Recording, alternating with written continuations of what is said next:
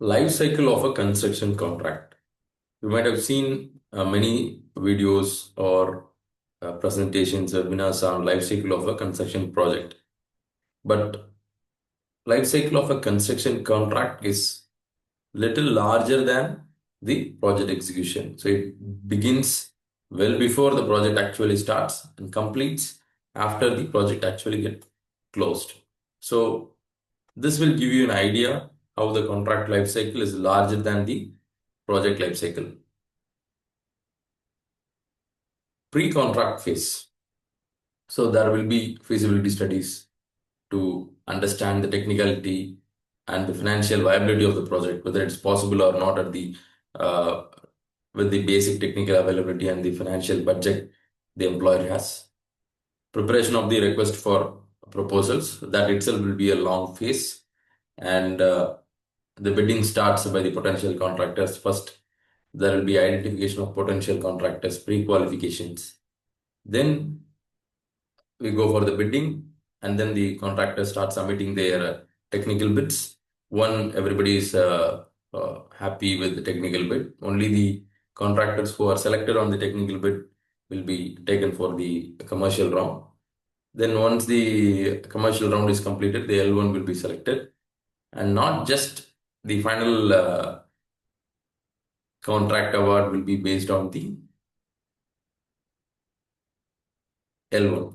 Other parameters like past performances, the capacity to complete the project on time, financial soundness, everything matters a lot. So finally the contractor will be selected, and with the final contractor, again the final negotiation goes before the release of the entire contract. So it will have a clear scope, of course, then time, budget, and deliverables. So time, cost, and quality are the most important part of the project execution. So establishing the contract structure, whether we are going with EPC or design, build, or construction, how the risk allocation is going to happen. Then ensuring the legal and regular compliances. Negotiations to align the expectations of both the parties. So then finalizing and signing of the contract. So this will be the date of signing of the contract. Usually before this contract initiation, LOA will be given to the contractor. So because this takes time to negotiate and to get signature from all the stakeholders and to release it as a contract, it usually takes time. So this is a symbolic cycle representation. So pre-contract phase, contract initiation, negotiation phase, which both we have seen already. Next comes the contract execution phase and mobilization. Then design engineering phase, procurement and supply chain management, construction and implementation phase, testing, commissioning, and handing over, project completion, and closure. Usually, the project execution or the project life cycle starts after the contract initiation and it closes after the testing, commissioning, and handing over. Project team doesn't usually does the contract closure. So contract execution and mobilization. So mobilization of the manpower. Manpower is not just the site manpower. The head office manpower also it includes. So setting up the project offices, site offices, equipments, and site facilities. So developing a detailed project execution plan. At this phase only the baseline preparations, planning package preparation, everything happens at the very initial stage. So what are the deliverables in the engineering? What are the deliverables of the procurement? So what we are anticipating in the construction, everything will be discussed at this phase, and it establishing the communication protocol and the reporting protocols. Then kickoff meeting happens with the stakeholder. Kickoff meeting is not just the very first meeting. It is the meeting when the stakeholders are ready to take their responsibilities and start executing the project. So mostly it will be in EPC projects. The first is the engineering phase, that is the design phase. So preparing the detailed drawings and technical specifications. Coordination between the client, design and engineering team is the major part. If you have a design consultant, then that's going to be a little bit extra. And when it comes to buildings, architectures are being involved, then that will be the major coordination between the employer, PMC, and the architectures.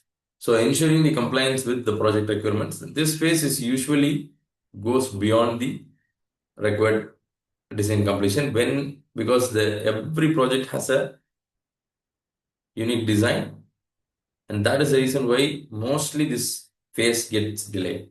So value engineering for the cost optimization, design reviews, and approvals.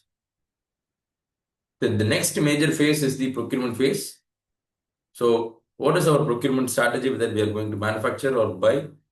So what is the vendor pre-qualification, selections, vendor approvals, whether they have a vendor approved list or we have to go for vendor approval, negotiating the purchase orders and contracts with the vendors and releasing them, ensuring the timely delivery of the materials, and mostly long lead items will fall on the critical path and they should have a separate eye to bring it on time because that will affect the entire project delivery.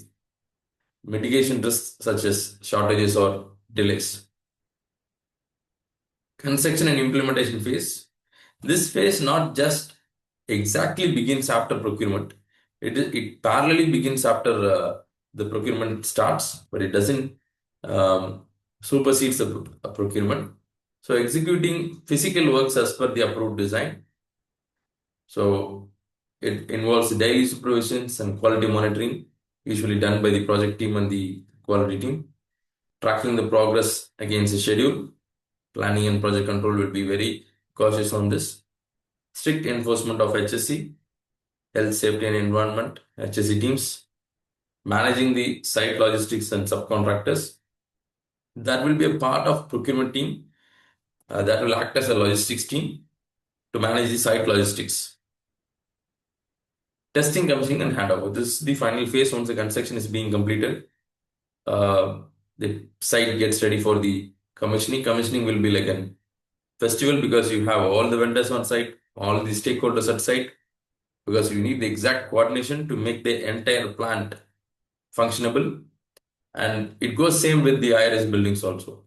So mechanical, electrical, and functional system tests, site acceptance tests, even though some of the materials have already completed their factory acceptance test, they have to be tested again at the site for their performance at site, ensuring the performance meets the contractual requirements. So here there will always be friction that whether it meets the contractual requirement or not. Most employers don't get satisfied when they don't have much experience. So when the employers have a very good experience, they get satisfied. They know what they want. If the system is delivering, we are going for the commissioning. They don't just add on the features at the time of the final commissioning. So preparing and submitting the O&M manual, this is going to be a very huge work. As I have said in few videos that this will be delivered in trucks and lorries when we used to deliver in hard copies. I think now the culture is changing that we are focusing on delivering it in soft copies and due to sustainability and climatic policies. Then handing over to the client. Then and typically the maintenance phase starts or the defect liability period starts. Project completion and closeout. So clearing the punch list will be a quite long phase and rectifying the defects then and there, obtaining the client acceptance, final billing, reconciliations, and release of the tension. These are going to be painful phases, but still in most projects, they are have to be smoothly done when experienced people are being involved. So archiving the documents, closing all contractual obligations. So post project review. So we just finished the project, we made profit or we made loss, we had claims, we have received the claims, we don't receive the claims. So what has to be done? There should be a lessons learned register. You have to record all the challenges we faced. So lessons learned register, it's not just has to be maintained or prepared at the end of the project. It has to be along with the risk management procedures. At least it has to be updated every quarter. So this document is the most important document because you have spent, for example, it's a 100 million project. You have spent 100 million to learn this lesson. Or you have, so this lessons learned register has to be taken seriously and then used in future projects. So this will integrate the entire organizational structure, because this will reflect in every stakeholder and every department. Most organization they doesn't do, they make the lessons learned register just for a namesake, like it'll be one of the deliverables. Not like that. Lessons learned registered is the most costliest document you can never make, because all the other documents you can make on your own, but lessons learned register you cannot make unless otherwise you do the project. So by this we come to the end of the this video. So if you require any contract management, claims management support, please do contact us. And if you want to empower your entire project team or leadership team on the contractual liabilities we are going to face. For example, I'm a 50 million company and we are moving to the 100 million this year, or we are 100 million, we are going to 500 million this year. We are 500 million company, or we are going to become a 2000 million company this year. You definitely have to have an empowering training for your employees, especially on the contractual liabilities and the claims you are going to face in the upcoming projects. If any such requirements, please do contact us in the below number. Thank you.